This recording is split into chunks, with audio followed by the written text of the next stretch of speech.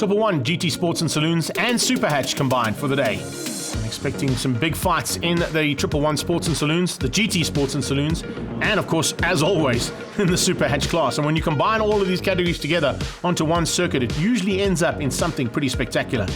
SuperHatch boys will be fighting hard for Class A honours, and Fana definitely looking for opportunities to be at the front end. So will the two Pro Auto Rubber cars, but one car that won't be there is Mel Spur. She had a big crash in qualifying. Let's find out what went wrong. I turned in too soon into the second S. I clipped the curb and just weirdly clipped it wrong. Car got airborne. I rolled twice to the side and then barrel rolled 1.5 times onto the roof. But I need to have a huge shout out to Brett. I think the sportsmanship in SuperHatch is huge. He literally got out of his car, I believe, before it even stopped. And he was quite an emotional wreck, just making sure I was okay. And he was quite shell-shocked. He didn't even finish the rest of quali. So big up to Brett, big up to my SuperHatch family, friends, sponsors. Everyone's been amazing. I've had to tell the story about 300 times today. And thanks very much. Heading into race one start now. Bob Neal on pole position alongside Mark Dutoy for the GT Sports and Saloons, and behind them you can see it's a big fight between George Economides and Philip Meyer for the Triple One Sports and Saloons. And Daniel Bright now looking for opportunity to squeeze through. Local man, of course, taking on Fanafefa as they go into turn one. And Sparky Zlati is definitely going to have a little bit more of experience around this track than some of the drivers that are on and behind the wheels of these cars. So that is for sure. Bob Neal, though, doing the incredible job of getting away there from Harry Arangis, who hangs on for second place. Dutoy's on his tail. And then the fight. This is Brett Garland now as we go on board with him, fighting there with Leonard Archer in the Hyundai. He goes alongside Archer and tries to squeeze through. He gets through eventually. And looking for opportunities now to try and close down on Andre Danhauser, who's got the whole shot in Class A for the SuperHatch category. There's a move from Philip Meyer to take the lead of Triple Ones. He's ahead now of George Economides. There is the Pro Auto Rubber Corsa. And of course, leading things out in SuperHatch Class A is Danhauser. He's just got through there on, I think that was Chris Smith in the Porsche. Yes, he's just got through there on that 924. And he's put a bit of breathing room between himself and Jonathan Dutoy and Brett Garland, the hard-charging Garland, who we just saw a little bit of onboard shot for. Ooh, locking up into the final corner. De Lange opens up an opportunity, and Louis Scholz is going to capitalize on that. The Car Care Clinic Golf eventually squeezes through and gets ahead and gets alongside that ST Focus. Can he outgun him into turn one and the brakes? Louis Scholz is going to have to be late on the brakes. De Lange is very good on the brakes, and behind that they're lining up to try and pick up the pieces if anything goes wrong. Economides also late on the brakes, trying to get back into the lead of the Triple One category, but he's got Philip Meyer in that People Group Porsche just leading things out at the moment. Bob Neal getting away from this pack due to the fact that Harry Arangis is keeping Dutoy out. And you got Scholz from De Lange, Meyer from Economides.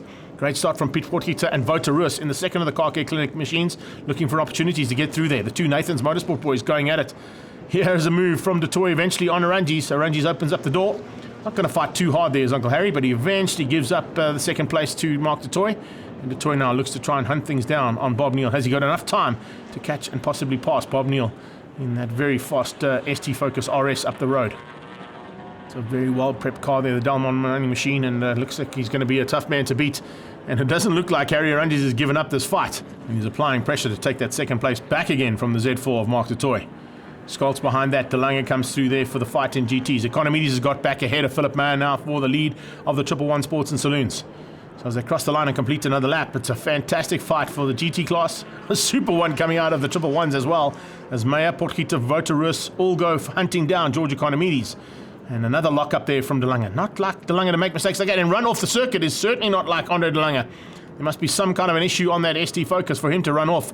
He's going to fall right behind, by the looks of it, Wouter Roos, who's sitting fourth place at this stage in the Triple One Sports and Saloons. No, he just squeezes between Wouter Roos and Piet Potgieter.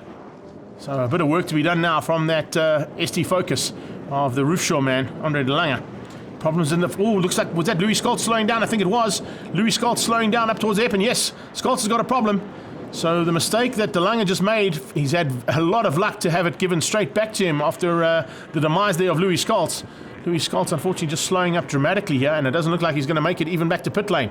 Let's wait and see if he's able to get that car sorted out for the next two heats of racing. But right now, Economides opens up a huge margin over Philip Meyer. Philip Meyer doing the same thing now to Piet Potgieter, and Potgieter using De Lange behind him to his advantage to get away from Wouter Roos.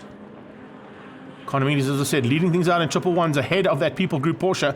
This is the battle now for Class A SuperHatch. Pro Auto Rubbers Andre Danhauser has been caught and possibly under threat here from both of the Hondas. Toy came out of nowhere. He was absolutely nowhere in qualifying, came through the field like a hot knife through butter, as he always does, and is now sitting in third place. And the possibilities of a victory going to go to one of the Hondas, because it looks like they are hunting that little Pro Auto Rubber Corsa down with big determination. And I think Dan Houser's days are numbered. Hopefully he can keep them out. He's been working all season long to do just that. But it looks like Garland and Toy are determined to get through on him as they come across the line and complete another lap. You can see just how hard they are working there. Let's go on board now with Brett Garland looking to try and close the gap down here on the Pro Auto Rubber Opel Corsa. He's determined. He's looking on the inside. Is he good enough on the brakes? No, he's not quite close enough just yet. He'll have to try another opportunity, and that is going to be a tough one. His teammate Shane Forget, leading out Class C in SuperHatch, has just been caught by the two leaders as they head up towards the checkered flag. Only a couple of corners to go now for Bob Neal. Can he keep out Toy? Looks like he's got the pace to do that, and I don't think there's going to be any answer there from Mark Toy. Toy's going to have to settle for a little bit of a maneuver. Vessel Smith parked on the sideline as well. Another retirement there, just picked up on his car on the sideline. But Bob Neal coming to the checkered flag, and it's flag to flag victory here for Bob Neal. Superb start to the day's racing for him. He'll be very happy with the performance of his Ford Focus ST-RS coming through there on the Z4 of Mark Toy, and Harry Arangis will hang on for third place in the GT class. This is on board now with Garland. And Toy's got through. Can you believe that? Jonathan Toy has found a way through there on the last lap. And as they head towards the checkered flag, look at this, the Pro Auto Rubber machine on the inside. Dan Houser going to give the Honda a run for its money to the line. We're looking side by side, wing mirror to wing mirror as they go across the line. But Garland just hangs on. He looks across. He's not quite sure if he's got it. But I think he might have got it by a couple of hundredths of a second there. Yes, he did. So it's Bob Neal from Mark Toy, Harry Arangis, George Economides and Philip Meyer taking the top 5 honours. And of course Economides winning out triple ones. Jonathan Toy takes the victory in Class A ahead of Garland and Dan Houser. We had to fight through the 111 cars. We got through, and then it was just me and Andre. And to be honest, Andre was on it, and it took me a good 5-6 laps to catch him. And then it was about another lap to get past him. And we had an epic... we were right next to each other over the line. I'm not sure who won yet officially, but it was awesome dice. We touched a little bit on the track, but it was all in good racing. Certainly was. Andre Dan Houser was in the thick of it. Let's find out what he thought. Normally it just finishes in the back somewhere, but it was good today. I love this track. The car's making good power. It's good to actually take the fight to these guys for a change. But I tell you what, you make a mistake. These oaks are like Jack Russells in the kitchen, So it was good fun. I really enjoyed the race. Can't wait for the next two. Car Care Clinic winner in the 111 series was George Economides in his Wealth Avenue BMW. Yeah, we love this track. I've raced here a few times, and yeah, it's something we've missed for the last few years. So we thought at the end of the day, let's just come and have some fun this weekend. So far, it's been pretty fun to take a victory in 111 Sports and Saloons. Car Care Clinic now in the combined categories once again for heat number 2. And some big fights expected again. Will Mark Toy have any answer to Bob Neal in the GT class? And are we going to see another epic battle in SuperHatch between the two Hondas and Andre Dan Houser in his Opel Corsa? They come to the start procedure, and a slight gap, as you can see there, between the GT competitors, 111 competitors, and the SuperHatch cars. But that means nothing, because they all eventually concertina up, and they're fighting amongst themselves by the time the checkered flag comes out in about a couple of minutes' time. Lights go out. It's a fantastic start once again. De Lange this time with a much better start, and Louis Scholz has got that car all sorted out and back on track yet again there for Car Care Clinic. He goes down towards turn 1, right on De Lange's tail, around the outside to Toy, trying to squeeze through there early on to find a way through. We're back on board with Daniel Bright. Daniel's son into turn 1. Once again, also on the back end of Fanafafa in the Subaru, and he's closed things down there on Piet Potgieter and Wouter Rus. Wouter ahead of Potgieter this time as they go through in the 111 Sports and Saloon car class. And as they come out of the S's, it is Economides ahead of Philip Meyer. Wouter Rus in 3rd, Potgieter's 4. Then you've got Daniel Bright in 6th place, just ahead of Chris Smith, and Yorick's really under pressure. Yorick Smith under pressure there from Dan Houser. Reason being, he's got Garland all over him. And right from the word go, Brett Garland wants by, and he means business. There's no doubt about that. Brett Garland would love to take a victory here from Andre Dan Houser and spoil the chances of Jonathan Toy getting a second one on the day. He's late on the brakes. He's into the hairpin. He's on the inside line, and I think he may have just got through there on Dan Houser. Yes, he's just got through. Dan Houser slots into second place. No, he doesn't. He goes side by side with him. It looked like he was just slotting in behind there, and all of a sudden, as we go onto the outside shot, they were wing mirror to wing mirror again as they finished up in race number 1. Toy just behind that, looking to pounce if something goes wrong between these two. And following up there is Leonard Archer, not too far behind as well. And of course, he's in the ACD Valcom machine. That is a Hyundai, absolutely pushing to the limit to try and stay with the two Hondas and the Opel. Looks like a bit of pressure once again there on Louis Scholz from De Lange. De Lange made a mistake in that first one. He doesn't want to make the same one again. He was very lucky to survive that mistake because Louis Scholz's car gave up the ghost there in race number 1. But they've got it back on track, and it looks like it's now firing like it should. Ding ding, seconds out, round number 2, and this is race number 2 with Piet Potgieter trying to close things down and possibly spoil the day there for the top end of the 111 Sports and Saloon cars. As they go through their De Lange sliding out of the kink towards Hanger. Defensive driving from Bob Neal. Mark du Toit putting the pressure on, but no answer just yet to that pressure. And he hasn't buckled under it either, has Bob Neal. He's in a fantastic run so far there in the Delmar Mining JRT machine and hanging on ahead of that Trans Africa Racing Z4.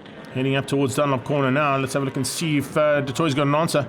Oh, look at the front splitter there on the car of Bob Neal. Looks like the splitter might have come loose ever so slightly. It's starting to have a bit of a wobble effect on the front end. That might just affect the car and its ability of Bob Neal.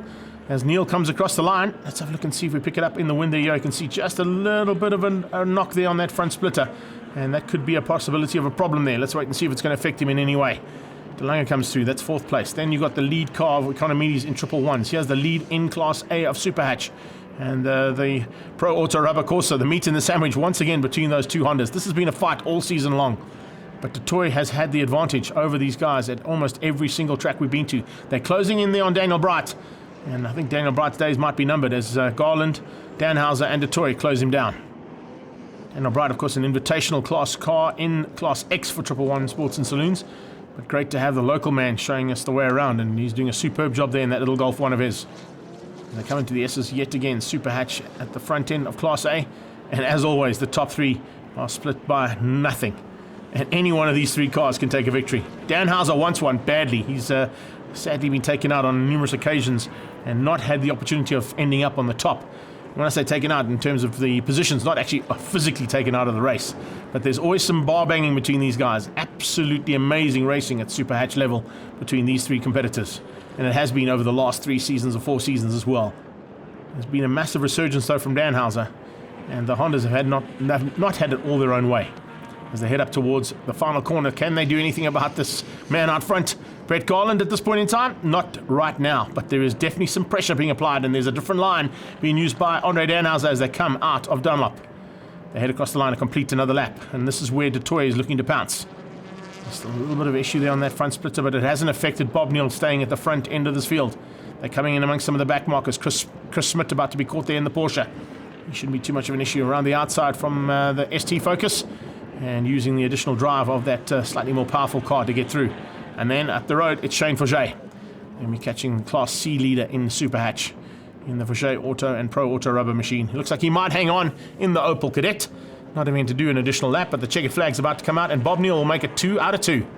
He wins out over Mark du Toit and Harry Arangis for honours in the GT and Sports and Saloons. Good effort there from the 2 of them. Harry Arangis eventually finish up in 3rd place. Back to Garland. Is Garland going to hang on for the victory here? It looks like he might just be able to keep it all together. Brett Garland going to win things out here as they head down towards the checkered flag, and Danhauser is going to be 2nd. Du Toit has not been able to get through there, and the SuperHatch Class A, turns around completely as opposed to what we saw in the first heat. So incredible stuff there from Neal, du Toit, Arangis, Economides taking the 111 Sports and Saloons ahead of Philip Meyer and Piet Potgieter. And what an effort there from Brett Garland to win out over Danhauser and Jonathan du Toit.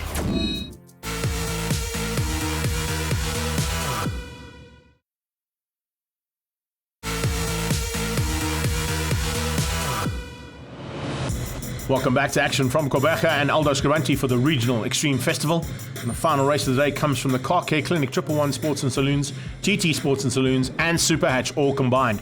It's been a great effort there from all these guys to get into a combined category and stay in their own little hunts for the front end of their championships respectively. But some superb battles at the front end are expected yet again in this 3rd and final heat. Jorik Smith has had some battle of his own. Probably the man battling the most out there right now with the incredible wind that's blowing through here. 65 km/h gusts coming across the circuit. And in that Mazda MX-5, he must be taking some huge strain. He's looking for a 3rd and final victory as Bob Neal as he leads things out across the line to start the 3rd and final heat. Lights go out and he drops the hammer to stay ahead of Mark du Toit, Harry Arangis, Andre De Lange, and we're on board here with Daniel Bright in the middle of the 111 Sports and Saloons. He heads down across the circuit trying to go defensive, probably on the SuperHatch competitors who are just behind him as he heads towards turn 1. Triple One have got away from him ever so slightly, and it is Toy who's actually got the whole shot. Toy heads into the S's, leading things out over Bob Neal. First time we've seen the Z4 at the front end of this field all day long. And Mark Toy is determined to not get a triple victory in the bag there for Bob Neal. He wants to spoil the day, at least for one of them. Coming through the rest of that Triple One Sports and GT category, and looks like Chris Smith with some problems of his own, dropping back there in the captive Porsche behind Daniel Bright. So at the front end of the GT class, also some fights to be had as we see the return of Louis Scholz. Also had some problems in the second heat. They've now got that car sorted out perfectly. And the Car Care Clinic man looking for a possibility of going to run at the front end. Here we go, back to the front of SuperHatch with the inverted grid. And it is Leonard Archer who leads out over Danhauser.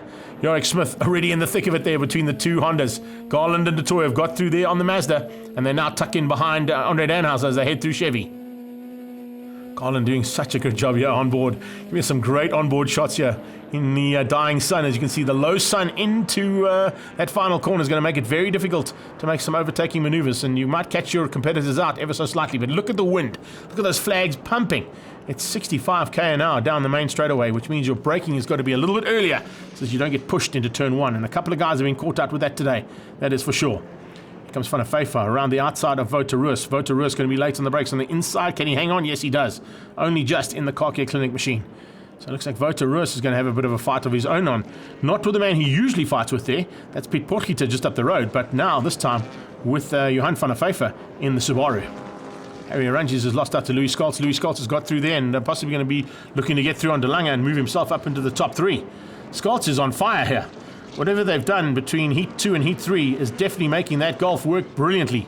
And the Car Care Clinic man moves up into 3rd place. Or does he? Oh, he's going to just go around the outside. No, he's not. De Lange is going to make him work even harder for it. Possibly if he hangs onto the outside line here, after 5 attempts, he may be able to get that 3rd place and make it his. Is he good enough on the brakes though to outgun? Oh, he is. He makes De Lange, forces a mistake out of Andre De Lange. De Lange catches it though, and incredibly hardly loses probably about half a second there to Louis Scholz, but it was enough just to lose the position. And possibly to Harry Arranges as well, because Arranges would have got much better drive onto the straight than De Lange did after that little slide into the final corner. Valve Fluid Systems and Stradale, the 370Z, just gets through there on that SD Focus. So De Lange making a small mistake there in the roof shore Focus, and that's cost him. It's dropped him down 2 positions. He was under big pressure though. Louis Scholz was going late on the brakes. De Lange tried to go just that much later, and it was just that much too much, unfortunately, for De Lange. But he hangs on, and he's now back into the fight now for 3rd place with Harry Arranges and Louis Scholz. Economides closing them down. The leader of Triple One Sports and Saloons, and looking for his 3rd and final victory of the day as well, ahead of the People Group Porsche of Philip Meyer. That could possibly be the way things end up there for Triple Ones. SuperHatch is not sorted out just yet, or is it? Look at the gap that's opened up here. In fact, the gap has opened up with Jonathan du Toit.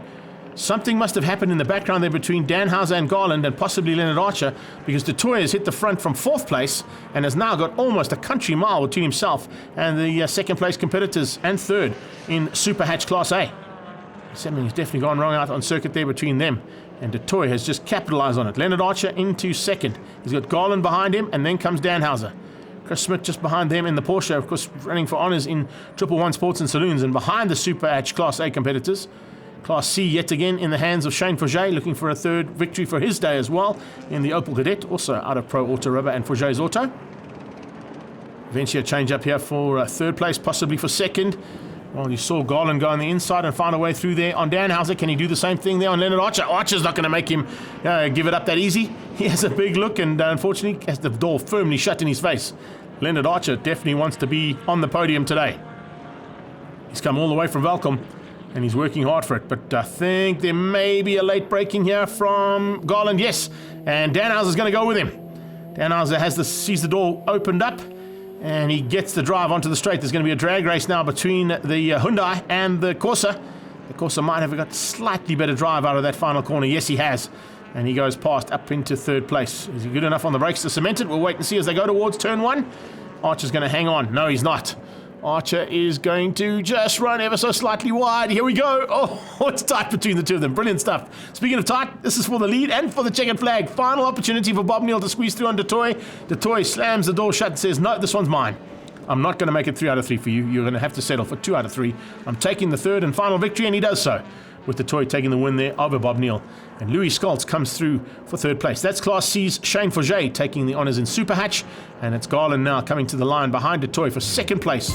And Dan Hauser. So a little bit of a change-up in every single heat for the SuperHatch Class A competitors. Great racing, though, from them, as always. And we look forward to the next round of this championship, that is for sure. The toy takes the victory ahead of Bob Neal and Louis Skoltz. George Economides takes the 111 Sports and Saloons. He's ahead of Philip Meyer and Johan van der Pfeiffer. And Jonathan du Toit wins out SuperHatch Class A. Let's catch up now with the Class A winner from SuperHatch, Jonathan du Toit. Yeah, I had a very good day. Second heat, I only got a third, so the other guys, Brett and Andre, are really starting to get together now, so it's a lot more difficult than it used to be. So I'm looking forward to the last race of the season, but yeah, happy with my win. Overall winner and 2 out of 3 for Bob Neal. He must be pretty happy with the performance. We battled a bit during the course of the day, misfire, and coming off the line I had a big misfire. Mark got past me and then it came right, and we had a good dice towards the end. All this action from the Extreme Festival of Motorsport is proudly brought to you by Posse Drive, Car Care Clinic, and G&H Transport.